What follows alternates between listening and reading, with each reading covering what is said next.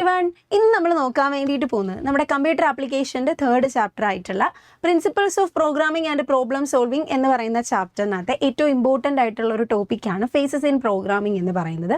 അപ്പം എന്താണ് phases in programming, phases in പ്രോഗ്രാമിങ്ങിനകത്ത് വരുന്ന ഓരോ സ്റ്റെപ്പുകൾ ഏതൊക്കെയാണ് എന്നുള്ളതാണ് ഇന്നത്തെ ഈ ഒരു വീഡിയോയിൽ നമ്മൾ ഡിസ്കസ് ചെയ്യാൻ വേണ്ടിയിട്ട് പോകുന്നത്. ഓക്കെ, അപ്പോൾ ആദ്യം തന്നെ പ്രോഗ്രാമിംഗ് എന്ന് പറഞ്ഞു കഴിഞ്ഞാൽ നമുക്കറിയാം എന്താണ് പ്രോഗ്രാമിംഗ് എന്ന് പറഞ്ഞു കഴിഞ്ഞാൽ കമ്പ്യൂട്ടേഴ്സിന് നമ്മൾ കൊടുക്കുന്ന പ്രോബ്ലംസ്, ആ പ്രോബ്ലംസിനെ സോൾവ് ചെയ്യാൻ വേണ്ടിയിട്ട് കമ്പ്യൂട്ടർ യൂസ് ചെയ്യുന്ന ഒരു ടെക്നിക്കാണ് പ്രോഗ്രാമിംഗ് എന്ന് പറയുന്നത്. ഇനി എങ്ങനെയാണ് ഈ പ്രോഗ്രാമിംഗ് കമ്പ്യൂട്ടർ ചെയ്യുക എന്നുള്ളതാണ് നമ്മൾ ഇനി കാണാൻ വേണ്ടിയിട്ട് പോകുന്നത്. നമുക്ക് മൊത്തം 7 സ്റ്റെപ്സ് ആണ് അല്ലെങ്കിൽ 7 ഫേസസ് ആണ് പ്രോഗ്രാമിങ്ങിന് വരുന്നത്. എന്താണെന്ന് നോക്കിക്കേ: problem identifications, algorithms and flow chart, program coding, translation, debugging, execution, documentation. ഇത്രയും സ്റ്റെപ്സാണ് ഫേസസ് ഇൻ പ്രോഗ്രാമിങ്ങിൽ നമുക്ക് വരുന്നുണ്ടാവുക. നമുക്ക് ആദ്യത്തെ നമ്മുടെ സ്റ്റെപ്പ് നോക്കാം, പ്രോബ്ലം ഐഡൻറ്റിഫിക്കേഷൻ. എന്താണ് പ്രോബ്ലം ഐഡൻറ്റിഫിക്കേഷൻ എന്ന് പറഞ്ഞു കഴിഞ്ഞാൽ, നിങ്ങൾക്ക് പെട്ടെന്നൊരു പനി വരിക. ഓക്കെ, അപ്പോൾ പനി വരികയാണ്, ഭയങ്കര ചുമയുണ്ട്, ജലദോഷമുണ്ട്. അപ്പോൾ അങ്ങനെ ഇരിക്കുമ്പോൾ നമ്മൾ എന്ത് ചെയ്യും? നമ്മൾ പോയിട്ട് ഒരു ഡോക്ടറിനെ കൺസൾട്ട് ചെയ്യും അല്ലേ? അപ്പോൾ ഡോക്ടറിനെ കൺസൾട്ട് ചെയ്യുമ്പം ഡോക്ടർ നമ്മുടെ അടുത്ത് ആദ്യം ചോദിക്കും എന്തൊക്കെയാണ് ഉള്ളത്. നമ്മൾ പറയും ചുമയുണ്ട്, പനിയുണ്ട്, അതുപോലെ തന്നെ നമുക്ക് ജലദോഷമുണ്ട്, മൂക്കൊലിപ്പുണ്ട്, തൊണ്ടവേദനയുണ്ട്, അതുപോലെ ചെറിയ വയറുവേദനയുണ്ട്. ഇങ്ങനെ നമുക്ക് എന്തൊക്കെ പ്രശ്നങ്ങളാണോ നമുക്കുള്ളത് അതെല്ലാം നമ്മൾ ഡോക്ടറിൻ്റെ അടുത്ത് കമ്മ്യൂണിക്കേറ്റ് ചെയ്യും. അപ്പോൾ ഡോക്ടർ എന്ത് ചെയ്യും? അപ്പോൾ ഡോക്ടർ നമ്മളോട് പറയും ഓക്കെ, ഇന്നതാണ് നിങ്ങളുടെ അസുഖം, ഇന്നതാണ് എന്നുള്ളത് നമ്മുടെ അടുത്ത് പറയും. അതിനുശേഷം നമ്മളോട് പറയും ഇന്ന മരുന്ന് കഴിക്കുക എന്നുള്ള കാര്യം നമുക്ക് പ്രിസ്ക്രൈബ് ചെയ്ത് തരും. ദെൻ നമ്മളോട് എന്ത് പറയും? മരുന്ന് മാത്രം കഴിച്ചാൽ പോരാ, കറക്റ്റായിട്ട് ഇത്ര വെള്ളം കുടിക്കണം, അല്ലെങ്കിൽ കറക്റ്റായിട്ട് ഫുഡ് കഴിക്കണം, കറക്റ്റ് ടൈമിൽ കിടന്നുറങ്ങണം, ഇങ്ങനെയുള്ള കാര്യങ്ങളൊക്കെ നമുക്ക് പറഞ്ഞു തരും. അപ്പോൾ നമ്മളൊരു ഡോക്ടറിനെ ചെന്ന് കാണുമ്പം അല്ലെങ്കിൽ നമുക്കുണ്ടാവുന്ന ഒരു പ്രോബ്ലം, എനിക്ക് ഉണ്ടാവുന്ന പ്രോബ്ലമാണ് എൻ്റെ അസുഖം എന്ന് പറയുന്നത്. ആ അസുഖം അല്ലെങ്കിൽ അസുഖത്തിൻ്റെ കുറേയധികം എനിക്ക് കുറേ പ്രശ്നങ്ങളുണ്ട്, പക്ഷെ അതെന്താണ് എൻ്റെ ശരിക്കുള്ള അസുഖം എന്നുള്ളത് എനിക്ക് അറിയത്തില്ല. അപ്പോൾ എൻ്റെ പ്രോബ്ലം എന്താണെന്ന് എനിക്ക് കണ്ടുപിടിക്കണം. ആ ഒരു പ്രോബ്ലം ഐഡൻറ്റിഫിക്കേഷൻ അത് നടത്താൻ വേണ്ടിയിട്ടാണ് നമ്മൾ ഡോക്ടറിനെ പോയി കാണുക അല്ലേ? ഇവിടെയും നമ്മുടെ ഫസ്റ്റ് സ്റ്റെപ്പ് എന്ന് പറയുന്നത് പ്രോബ്ലം ഐഡൻറ്റിഫിക്കേഷൻ ആണ്. നമ്മൾ കമ്പ്യൂട്ടറിന് ഒരു പ്രോബ്ലം കൊടുക്കുമ്പോഴത്തേക്കും കമ്പ്യൂട്ടർ ആദ്യം നോക്കും ഇതുമായിട്ട് റിലേറ്റഡ് ആയിട്ടുള്ള ഡേറ്റ എന്തൊക്കെയാണ്. ഓക്കെ, നമ്മൾ പനിയായിട്ട് ഡോക്ടറിനെ ചെന്ന് കാണുമ്പോഴത്തേക്കും അല്ലെങ്കിൽ നമ്മൾ രസകമായിട്ട് ഡോക്ടറിനെ ചെന്ന് കാണുമ്പം ഡോക്ടർ ആദ്യം നമുക്കുള്ള ലക്ഷണങ്ങളൊക്കെ ചോദിക്കും. നിങ്ങൾക്ക് പനിയുണ്ടോ, ചുമയുണ്ടോ, ജലദോഷമുണ്ടോ, ചൂട് വന്നിട്ടുണ്ടായിരുന്നോ, വയറുവേദന ഉണ്ടായിരുന്നോ, തൊണ്ടവേദന ഉണ്ടായിരുന്നോ, ഇങ്ങനെ നമ്മളോട് കുറേ ലക്ഷണങ്ങൾ ചോദിക്കും. അതിനുശേഷം അല്ലേ, അത് തന്നെയാണ് ആദ്യത്തെ സ്റ്റെപ്പിൽ ഇവിടെയും നടക്കുക. എന്താണ് ഫസ്റ്റ് സ്റ്റെപ്പായിട്ട് നടക്കുന്നത്? ഇത് തന്നെയാണ്. എന്താണ്? കമ്പ്യൂട്ടേഴ്സ് ഇതുപോലെ തന്നെ ഈ പ്രോബ്ലംസിനെ ഐഡൻറ്റിഫൈ ചെയ്യാൻ വേണ്ടിയിട്ട് നമ്മൾ ഈ കൊടുത്തിരിക്കുന്ന പ്രോബ്ലംസിൽ എന്തൊക്കെ ഡേറ്റയാണ് ഇൻവോൾവ് ആയിട്ടുള്ളത് എന്നുള്ളത് ചെക്ക് ചെയ്ത് നോക്കുന്നു. അതാണ് ഫസ്റ്റ് സ്റ്റെപ്പായിട്ട് പറഞ്ഞിട്ടുള്ളത്, identify the data involve in processing. Then second സ്റ്റെപ്പിൽ എന്താ നടക്കാൻ നോക്കുകയും, സെക്കൻഡ് സ്റ്റെപ്പിൽ നമ്മൾ ഈ പറയുന്ന രോഗലക്ഷണങ്ങളൊക്കെ കണ്ടു കഴിയുമ്പോൾ ഡോക്ടർ നമ്മളോട് പറയും ഇന്നതാണ് നിങ്ങളുടെ അസുഖം, അല്ലെങ്കിൽ നിങ്ങളുടെ അസുഖത്തിൻ്റെ ടൈപ്പ് ഇന്നതാണെന്നുള്ളത് നമുക്ക് പറഞ്ഞു തരും. അതുപോലെ തന്നെ എന്താണ് കമ്പ്യൂട്ടറിൻ്റെ പ്രോബ്ലം, അല്ലെങ്കിൽ എന്ത് ടൈപ്പ് ഓഫ് പ്രോബ്ലം ആണ് നമ്മളിവിടെ സോൾവ് ചെയ്യാൻ ഉദ്ദേശിക്കുന്നത്, അതിൻ്റെ ടൈപ്പ്, ക്വാണ്ടിറ്റി ഒക്കെ ആര് നമുക്ക് പറഞ്ഞു തരും? നമ്മുടെ ഈ ഒരു നമ്മുടെ കമ്പ്യൂട്ടർ അത് കണ്ടുപിടിക്കും. ദെൻ മൂന്നാമത്തേതിൽ ഫോർമുല ടു ബി യൂസ്ഡ്. ഡോക്ടറിൻ്റെ അടുത്ത് ചെല്ലുമ്പം നമ്മുടെ അസുഖം കണ്ടുപിടിച്ച് കഴിയുമ്പോൾ നമുക്ക് ഡോക്ടർ എന്ത് തരും? മരുന്ന് തരും അല്ലേ? യെസ്, അപ്പോൾ ആ മരുന്ന് തരുന്നതാണ് എന്തെന്ന് പറയുക? ഈ ഫോർമുല ടു ബി യൂസ്ഡിനകത്ത് ഉദ്ദേശിക്കുക. ദെൻ ആക്ടിവിറ്റീസ് ഇൻവോൾവ്, അതായത് നമ്മൾ ഈ മരുന്ന് കഴിക്കുന്നത് കൂടാതെ നമ്മൾ ചെയ്യേണ്ട വേറെയും കുറേ ആക്ടിവിറ്റീസ് ഉണ്ട്. എന്തൊക്കെയാണ്? നമ്മൾ കറക്റ്റായിട്ട് ഫുഡ് കഴിക്കണം, അല്ലെങ്കിൽ പ്രോപ്പറായിട്ട് ഉറങ്ങണം, ഇങ്ങനെയുള്ള കുറേ കാര്യങ്ങൾ നമ്മൾ ശ്രദ്ധിക്കേണ്ടതായിട്ടുണ്ട് അല്ലേ? അപ്പോൾ ഈ കാര്യങ്ങളൊക്കെ നമ്മൾ ശ്രദ്ധിക്കാൻ വേണ്ടിയിട്ട് നമുക്ക് ഡോക്ടർ പറഞ്ഞു തരും. അതുപോലെ തന്നെയാണ് കമ്പ്യൂട്ടറിലും. ഇപ്പോൾ പ്രോബ്ലത്തിനുള്ള സൊല്യൂഷൻ കണ്ടുപിടിച്ചു, എന്നാൽ ആ സൊല്യൂഷൻ അപ്ലൈ ചെയ്യുമ്പം അതിൻ്റെ കൂടെ ചെയ്യാൻ വേണ്ടിയിട്ടുള്ള വേറെ കുറച്ച് ആക്ടിവിറ്റീസ് ഉണ്ടാവും. അപ്പം അത് കണ്ടുപിടിക്കുന്നതാണ് ഈ ആക്ടിവിറ്റീസ് ഇൻവോൾവ് എന്ന് പറയുന്ന ആ ഒരു ഫേസിൽ ചെയ്യുന്നുണ്ടാവാം. അപ്പോൾ പ്രോബ്ലം ഐഡൻറ്റിഫിക്കേഷൻ എന്താണെന്നുള്ളതിനെ കുറിച്ചിട്ട് ഇപ്പോൾ ഒരു ക്ലാരിറ്റി കിട്ടിയില്ലേ? ഇനി നെക്സ്റ്റ് സ്റ്റെപ്പാണ് algorithms and flow chart. Algorithms and flow chart എന്ന് പറഞ്ഞു കഴിഞ്ഞാൽ നമ്മൾ വീട്ടിൽ അമ്മ ഫുഡ് ഉണ്ടാക്കുവാന്ന് വിചാരിച്ചോ. അപ്പോൾ ഈ ഫുഡ് ഉണ്ടാക്കുമ്പോഴേ നമുക്കറിയാം ഇപ്പം ഇഡ്ഡലി ആണെന്നുണ്ടെങ്കിൽ ഇഡ്ഡലിക്ക് കറി ഉണ്ടാക്കുക എന്നുള്ളതായിരിക്കും അവിടുത്തെ പ്രോബ്ലം. ആ പ്രോബ്ലത്തിനുള്ള സൊല്യൂഷൻ എന്ന് പറയുന്നത് എന്താണ്? സാമ്പാർ വെക്കുക അല്ലെങ്കിൽ ചട്നി വെക്കുക. ഇപ്പോൾ സാമ്പാറാണ് വെക്കുന്നതെന്ന് വിചാരിച്ചു, അപ്പോൾ സാമ്പാർ വെക്കുക എന്നുള്ളതാണ് സൊല്യൂഷൻ. അപ്പോൾ ഇത് നമ്മൾ പ്രോബ്ലം ഐഡൻറ്റിഫിക്കേഷൻ്റെ ഫേസിൽ ഈ കാര്യങ്ങൾ ഇത്രയും നമ്മൾ ചെയ്തു. ഇനി ഈ സൊല്യൂഷൻ, അതായത് ഈ പറഞ്ഞിട്ടുണ്ടായിരുന്ന സാമ്പാർ ഉണ്ടാക്കുക എന്ന് പറയുന്ന ആ സൊല്യൂഷൻ, അത് നമ്മൾ എന്ത് ചെയ്യണം? അപ്ലൈ ചെയ്യണം. അത് അപ്ലൈ ചെയ്യണം എന്നുണ്ടെങ്കിൽ, അതായത് സാമ്പാർ ഉണ്ടാക്കാൻ കുറേ സ്റ്റെപ്പുകളുണ്ട്. എന്തൊക്കെയാണ്? നമ്മൾ ആദ്യം വെജിറ്റബിൾസ് നന്നായിട്ട് വാഷ് ചെയ്യണം, എന്നിട്ട് അതിനെ കട്ട് ചെയ്യണം, ദെൻ നമ്മളത് കുക്കറിലിട്ട് വേവിക്കുന്നു, അതിനുശേഷം നമ്മൾ പൊടികളൊക്കെ ചേർക്കുന്നു, ആൻഡ് ഫൈനലി നമുക്ക് എന്ത് കിട്ടുന്നു? നല്ല സാമ്പാർ കിട്ടുന്നു, അല്ലേ? യെസ്. അപ്പം ഇതിങ്ങനെ, അതായത് സാമ്പാർ ഉണ്ടാക്കുക എന്ന് പറയുന്നതാണ് നമ്മുടെ സൊല്യൂഷൻ എന്നുണ്ടെങ്കിലും ആ ഒരു സൊല്യൂഷനിലേക്ക് എത്താനായിട്ട് നമ്മൾ കുറേ സ്റ്റെപ്പുകളിലേക്ക് കടന്നു പോകണ്ടേ? ആ സ്റ്റെപ്പുകളാണ് ഈ അൽഗോരിതംസ് ആൻഡ് ഫ്ലോ ചാർട്ട് എന്ന് പറഞ്ഞിട്ട് നമ്മളിവിടെ കൊടുത്തിട്ടുള്ളത്. ഓക്കെ, അപ്പോൾ അൽഗോരിതംസ് ആൻഡ് ഫ്ലോ ചാർട്ട് എന്ന് പറയുമ്പോൾ എന്താണ് ഉദ്ദേശിക്കുന്നത്? ഈ പറയുന്ന ഈ സ്റ്റെപ്പുകളെയാണ് നമ്മൾ എന്തായിട്ട് പറയുന്നത്? അൽഗോരിതംസ് ആൻഡ് ഫ്ലോ ചാർട്ട് എന്ന് പറഞ്ഞിട്ട് കാണിക്കുന്നത്. ഓക്കെ, നോക്കിക്കേ, അൽഗോരിതം എന്ന് പറഞ്ഞാൽ എന്താണ്? Algorithm is a step by step procedure which each step is a specific task.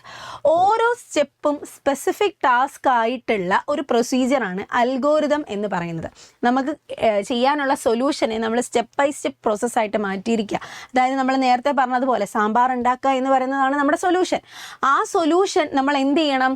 ഓരോ സ്റ്റെപ്പായിട്ട് വേണം ചെയ്ത് തീർക്കാനായിട്ട്, അല്ലേ? അപ്പോൾ അതങ്ങനെ സ്റ്റെപ്പായിട്ട് ചെയ്യണം. ഇപ്പോൾ ആദ്യം നമുക്ക് വെജിറ്റബിൾസ് നമുക്ക് വാഷ് ചെയ്തെടുക്കണം എന്നുണ്ടെങ്കിൽ ആദ്യം എന്ത് ചെയ്യണം? അതൊരു പ്രൊസീജിയറാണ്, അതൊരു എന്താ പറയുക, ഒരു സ്പെസിഫിക് ടാസ്ക് തന്നെയാണ്. ആ വെജിറ്റബിൾസ് എല്ലാം വൃത്തിയായിട്ട് കഴുകിയെടുക്കുക, അല്ലേ? നല്ല നീറ്റായിട്ട് കഴുകിയെടുക്കണം. നമുക്കറിയാം ഇപ്പോൾ കടയിൽ നിന്ന് കിട്ടുന്ന വെജിറ്റബിൾസ് എന്നൊക്കെ പറയുമ്പോൾ അത്രയും വിഷം ഒക്കെ കുത്തി നിറച്ചിട്ടുള്ളതായിരിക്കും. അപ്പോൾ അതൊക്കെ അത്രയും നീറ്റായിട്ട് കഴുകിയെടുക്കുക എന്ന് പറയുന്നത് അത്ര ഈസി ആയിട്ടുള്ള കാര്യമല്ല, അല്ലല്ലോ. അപ്പോൾ എന്താണ്? നമ്മളവിടെ അതൊരു സ്പെസിഫിക് ടാസ്ക് ആണ്. ദെൻ അത് വെജിറ്റബിൾസ് ഒക്കെ കട്ട് ചെയ്യുക, എല്ലാം ഒരേ വലുപ്പത്തിൽ കട്ട് ചെയ്താൽ മാത്രമായിരിക്കും നമുക്ക് ഒരുപോലെ വെന്ത് കിട്ടുന്നുണ്ടാവുക. അതുപോലെ തന്നെ നമുക്കറിയാം സാമ്പാറിന് നമ്മൾ അരിയുന്ന രീതി, അവിയലിന് അരിയുന്ന രീതി, അല്ലെങ്കിൽ നമ്മൾ വേറെ എന്തെങ്കിലും തോരൻ അങ്ങനെയുള്ള കാര്യങ്ങളൊക്കെ അരിയുന്ന രീതിയൊക്കെ ഡിഫറെൻ്റ് ആയിരിക്കും. അപ്പോൾ എന്താണ്? അതിൻ്റെ കറക്റ്റ് അളവിൽ അരിഞ്ഞെടുക്കുക. ഇതൊക്കെ എന്ന് പറയുമ്പോഴത്തേക്കും അതിനകത്ത് തൊലിയൊക്കെ ക്ലീൻ ആയിട്ട് കളയുക. ഇതൊക്കെ എന്ന് പറയുന്നത് എന്താണ്? ഓരോ സ്പെസിഫിക് ടാസ്കുകളാണ്, അല്ലേ?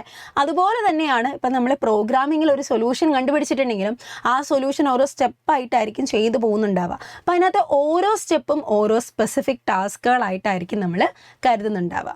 Then flow chart. Flow chart എന്ന് പറഞ്ഞു കഴിഞ്ഞാൽ ഇത്രയേ ഉള്ളൂ. ഇപ്പം നമ്മൾ ഈ സ്റ്റെപ്പ് ബൈ സ്റ്റെപ്പായിട്ട് ചെയ്ത് വെച്ചിരിക്കുന്ന നമ്മുടെ ഈ ഒരു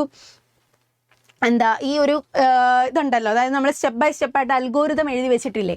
ഈ അൽഗോരിതത്തിനെ നമ്മളൊരു ഫ്ലോ ചാർട്ട് രീതിയിലേക്ക് അല്ലെങ്കിൽ ഒരു പിക്ചർ റെപ്രസെൻറ്റേഷനിലേക്ക് നമ്മൾ കൺവേർട്ട് ചെയ്യുകയാണ്. അതിനെയാണ് നമ്മൾ ഫ്ലോ ചാർട്ട് എന്ന് പറയുക. ഫ്ലോ ചാർട്ട് എന്ന് പറഞ്ഞാൽ എന്താണ്? It is A pictorial representation of an algorithm with specific symbols. ചില സിംബൽസ് ഒക്കെ യൂസ് ചെയ്തുകൊണ്ട് നമ്മൾ എഴുതുന്ന ഒരു സാധനമാണ് ഈ ഫ്ലോ ചാർട്ട് എന്ന് പറയുന്നത്. നമ്മൾ ഇതിനകത്തെ സിംബൽസ് ഏതൊക്കെയാണെന്നാണ് നോക്കാൻ വേണ്ടിയിട്ട് പോകുന്നത്. നമുക്കൊരു സ്റ്റാർട്ടും ഒരു സ്റ്റോപ്പും ഉണ്ടാവും. സ്റ്റാർട്ട് ആൻഡ് സ്റ്റോപ്പ്, ഈ ഒരു ഇതിനെ നമ്മൾ ടെർമിനൽ എന്നാണ് പറയുക. പിന്നെ നമുക്ക് വരുന്നത് ഇൻപുട്ട് ഓർ ഔട്ട്പുട്ട് ആണ്. ഇൻപുട്ട് ഓർ ഔട്ട്പുട്ട് നമ്മൾ കൊടുക്കുന്നത് നമ്മളിവിടെ കൊടുത്തിട്ടുള്ള നമ്മുടെ ഈ ഒരു പാരലോഗ്രാമിൻ്റെ ഉള്ളിലായിരിക്കും ഇൻപുട്ടും ഔട്ട്പുട്ടും നമ്മൾ കൊടുക്കുന്നുണ്ടാവുക. പിന്നെ നമുക്ക് വരുന്നത് പ്രോസസ്സാണ്. പ്രോസസ്സ് ചെയ്യുന്നത് നമ്മൾ റെക്റ്റാങ്കിളിൻ്റെ ഉള്ളിലായിരിക്കും. പിന്നീട് നമുക്ക് ഡിസിഷൻ വരുന്നുണ്ട്. ഡിസിഷൻ എടുക്കാൻ വേണ്ടിയിട്ട് നമ്മളൊരു റോംബസ് ആണ് ചൂസ് ചെയ്യുന്നത്. ദെൻ നമുക്ക് വരുന്നത് ഫ്ലോ ലൈൻസ് ആണ്. അതായത് ഇതിൻ്റെ തമ്മിലുള്ള കണക്ഷൻ കാണിക്കാൻ വേണ്ടിയിട്ടാണ് ഫ്ലോ ലൈൻസിനെ നമ്മൾ യൂസ് ചെയ്യുക. അപ്പം ഈ ഫ്ലോ ലൈൻസ് എന്ന് പറയുന്നത് എന്താണ്? ഈ ആരോ മാർക്സ് ആണ് നമ്മുടെ ഫ്ലോ ലൈൻസ് എന്ന് പറയാം. ദെൻ വരുന്നത് കണക്റ്റർ ആണ്. കണക്റ്റർ എന്ന് പറഞ്ഞു കഴിയുമ്പോൾ നമ്മളിപ്പം ഇവിടെ നിങ്ങൾക്ക് കാണാൻ വേണ്ടിയിട്ട് പറ്റുന്നുണ്ടാവും. ഇത് കണ്ടോ, ഈ ഒരു സാധനം കണ്ടോ? ഇതാണ് ശരിക്കുമുള്ള ഒരു ഫ്ലോ ചാർട്ട് എന്ന് പറയുന്നത്. അപ്പോൾ ഈ ഫ്ലോ ചാർട്ട് ഇവിടെ കൊണ്ട് അവസാനിക്കുക ചെയ്യുന്നത്. ഇനിയിപ്പം എവിടെന്നെങ്കിലും, അതായത് വലിയൊരു ഫ്ലോ ചാർട്ട് ആണെന്നുണ്ടെങ്കിൽ ഇങ്ങോട്ടേക്കൊക്കെ കണക്ഷൻസ് വരാനായിട്ടുള്ള ചാൻസ് ഉണ്ട്. അപ്പോൾ അങ്ങനെ കണക്ട് ചെയ്യാൻ, അതായത് ഒരു പേജ് കഴിഞ്ഞു അടുത്ത പേജിലേക്ക് എൻ്റെ ഫ്ലോ ചാർട്ട് പോയെങ്കിൽ അവിടെ ഒരു കണക്ഷൻ കിട്ടാൻ വേണ്ടിയിട്ട് ഞാൻ യൂസ് ചെയ്യുന്ന ആൾക്കാരാണ് കണക്റ്റേഴ്സ് എന്ന് പറയാം. ക്ലിയർ അല്ലേ? അപ്പം ഇതാണ് നമ്മുടെ ഒരു ഫ്ലോ ചാർട്ടിൻ്റെ ഒരു മൊത്തത്തിലുള്ള ഒരു എന്താ പറയുക, ഇങ്ങനെയാണ് ഒരു ഫ്ലോ ചാർട്ട് ഇരിക്കുന്നത്. നോക്കിക്കേ, start, input, process, output, stop. അപ്പം നിങ്ങൾ വിചാരിക്കും ഇവിടെ ഡിസിഷൻ എവിടെ? പ്രോസസ്സും ഡിസിഷനും ഒരുമിച്ച് വരണം എന്ന് നിർബന്ധമൊന്നുമില്ല. ചിലപ്പോൾ പ്രോസസ്സ് മാത്രമേ ഉണ്ടാവുള്ളൂ, ചിലപ്പോൾ ഡിസിഷൻ മാത്രമേ ഉണ്ടാവുള്ളൂ, ചിലപ്പോൾ രണ്ടും ഒന്നിച്ച് വരാനുമുള്ള ചാൻസ് ഉണ്ട്. ഓക്കെ, ദെൻ നമുക്ക് നെക്സ്റ്റ് നമുക്ക് വരുന്നതാണ് കോഡിംഗ് ദ പ്രോഗ്രാം. അടുത്ത സെറ്റാണ് coding the program. Coding the program എന്ന് പറയുമ്പോഴത്തേക്ക് എന്താണ്? It is the process of writing program instructions to solve a problem is called coding. Okay, എന്താണ് കോഡിംഗ് എന്ന് പറഞ്ഞു കഴിഞ്ഞാൽ നമ്മൾ ഒരു പ്രോബ്ലം സോൾവ് ചെയ്യാൻ വേണ്ടിയിട്ട് പ്രോഗ്രാം എഴുതുന്നതിനെയാണ് കോഡിംഗ് എന്ന് പറയാം. പ്രോഗ്രാം എന്ന് പറഞ്ഞു കഴിയുമ്പോൾ നമ്മൾ ഹൈ ലെവൽ ലാംഗ്വേജിൽ നമ്മൾ നേരത്തെ പഠിച്ചിട്ടുണ്ടായിരുന്നു നമ്മുടെ C++, അല്ലെങ്കിൽ നമ്മൾ ഇനി മുന്നോട്ട് പഠിക്കാൻ വേണ്ടിയിട്ട് പോകുന്ന നമ്മുടെ C++ ലാംഗ്വേജ് ഒക്കെ ഉണ്ടല്ലോ. അപ്പം അതൊക്കെയാണ് നമ്മുടെ പ്രോഗ്രാമിംഗ് ലാംഗ്വേജസ് എന്ന് പറയാം. അപ്പോൾ ഈ പ്രോഗ്രാംസ് എന്ന് പറഞ്ഞാൽ നമുക്കറിയാം ഹൈ ലെവൽ ലാംഗ്വേജസിലാണ് പ്രോഗ്രാംസ് നമ്മൾ എഴുതുന്നത്, നമ്മൾ പഠിച്ച കാര്യങ്ങളാണ്. അപ്പം ഈ പറയുന്ന ഹൈ ലെവൽ ലാംഗ്വേജിൽ നമ്മൾ എഴുതുന്ന ഈ പ്രോഗ്രാംസ്, അതാണ് ഇവിടെ ഉദ്ദേശിക്കുന്ന കാര്യങ്ങൾ. ഈ പ്രോഗ്രാംസ് ആണ് എന്ത് ചെയ്യുക, നമ്മുടെ ആ ഒരു പ്രോബ്ലത്തിനുള്ള സൊല്യൂഷൻ എന്ന് പറയുന്നത്. അപ്പം നമ്മളിപ്പോൾ കണ്ടുപിടിച്ചു, ഓക്കെ, സ്റ്റെപ്പ് ബൈ സ്റ്റെപ്പായിട്ട് ഇന്ന പ്രൊസീജിയേഴ്സ് ആണ് ചെയ്യേണ്ടതെന്നുള്ളത് കണ്ടുപിടിച്ചു. ആ പ്രൊസീജിയേഴ്സ് നമ്മൾ എന്ത് ചെയ്യാണ്, ഒരു പ്രോഗ്രാമായിട്ട് എഴുതുന്നു. അതിനെയാണ് കോഡിംഗ് ദ പ്രോഗ്രാം എന്ന് പറയുമ്പോൾ ഉദ്ദേശിക്കുക. നെക്സ്റ്റ് സ്റ്റെപ്പ് നോക്കിക്കേ, ട്രാൻസ്ലേഷൻ ഇവിടെ കൊടുത്തിരിക്കുന്നത് നോക്കിക്കേ, നമുക്ക് source code, translation, object code, source code, translation, object code, ഇങ്ങനെ നമ്മൾ കൊടുത്തിട്ടുണ്ട്. ഇതിൻ്റെ മീനിങ് എന്താണ്?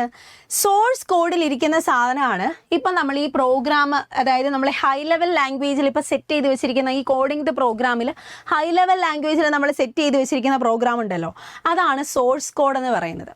ഈ സോഴ്സ് കോഡിനെ പിന്നീട് കമ്പൈലർ എന്ത് ചെയ്യുന്നു, മെഷീൻ ലാംഗ്വേജിലേക്ക് കൺവേർട്ട് ചെയ്യുന്നു. അതാണ് ഇവിടെ ട്രാൻസ്ലേഷനിൽ നടക്കുക.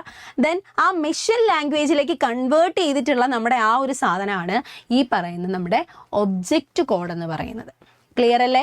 ഒബ്ജക്റ്റ് കോഡ് എന്ന് പറയുമ്പോഴത്തേക്ക് എന്താണ്, ഇവിടെ നമുക്ക് കിട്ടിയിട്ടുള്ളത് സോഴ്സ് കോഡ്, അതായത് നമ്മുടെ ഹൈ ലെവൽ ലാംഗ്വേജിലുള്ള സാധനമാണ്.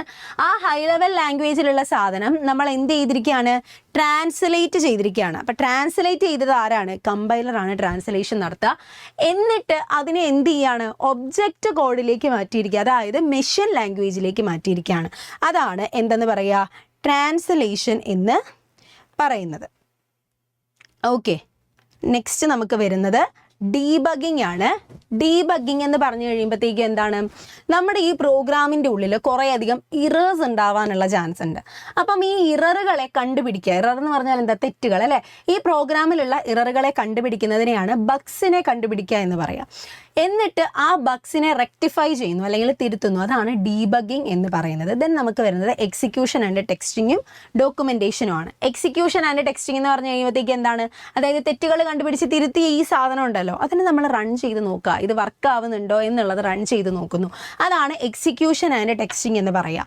പിന്നെ നമുക്ക് ലാസ്റ്റ് ആയിട്ട് വരുന്നതാണ് ഡോക്യുമെൻറ്റേഷൻ. ഇത് നമ്മൾ എന്ത് ചെയ്യാണ്, ഒരു ഡോക്യുമെൻറ്റേഷൻ പോലെ സെറ്റ് ചെയ്ത് വെക്കണം. അതായത് ഇപ്പോൾ ഡോക്യുമെൻറ്റേഷൻ എന്ന് പറയുമ്പോൾ നമ്മൾ ഇതിൻ്റെ ഉള്ളിലേക്ക് നമുക്കിപ്പം നമ്മൾ ആ ഒരു പ്രോഗ്രാം സെറ്റ് ചെയ്തിട്ടുണ്ടെങ്കിൽ ആ പ്രോഗ്രാമിൻ്റെ ഉള്ളിൽ നമുക്ക് കുറേ കാര്യങ്ങൾ ആഡ് ചെയ്യാനായിട്ടുണ്ടാവും. അപ്പോൾ അങ്ങനെ ചിലപ്പോൾ കമൻറ്റുകൾ ആഡ് ചെയ്യാനാവും. അങ്ങനെയുള്ള കാര്യങ്ങളൊക്കെ നമ്മൾ ചെയ്യുന്നതാണ് ഇൻറ്റേർണൽ ഡോക്യുമെൻറ്റേഷൻ എന്ന് പറയാം.